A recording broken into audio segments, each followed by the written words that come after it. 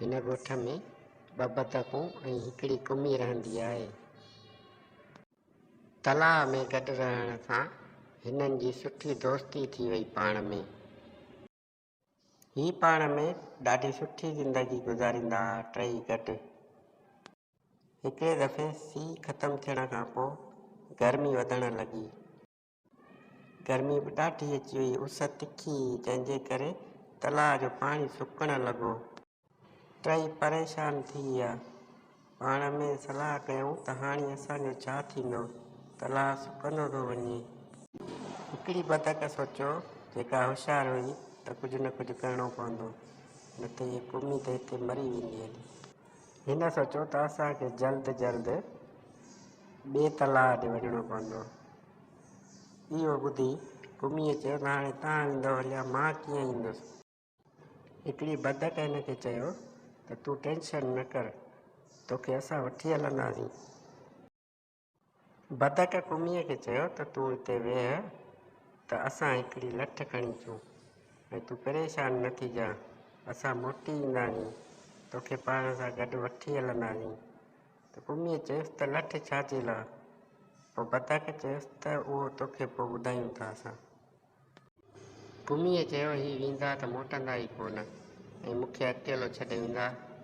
मां हितां तलाउ ताईं पहुची कान सघंदसि ऐं परे आहे, मूं वटि खाधो पीतो कोन्हे को, मां मरी वेंदसि हिते, ही कोन मोटंदियूं ॿई ॼणियूं। कुमीअ जो भरोसो हिननि ते घटि हो।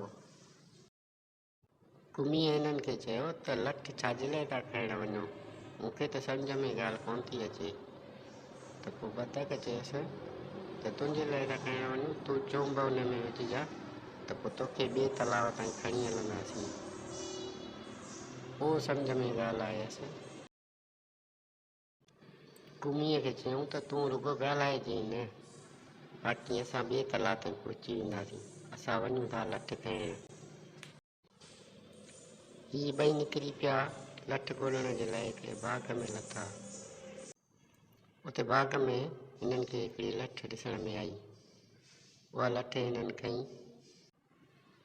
लठ खणी कुमीअ वटि पहुता ऐं कुमीअ खे चयूं हिन में चुंब विझजांइ ऐं ॻाल्हाइजांइ न, तोखे असां ॿिए तलाउ ते खणी था हलूं। कुमीअ चयो ठीकु आहे, सही आहे, मूंखे खणी हलो कीअं बि करे।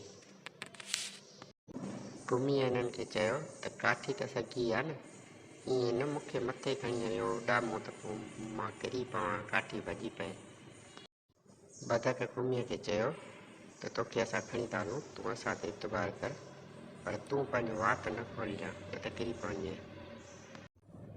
हिननि कुमीअ खे खंयो ऐं निकिरी पिया ॿिए तलाउ जे तरफ़।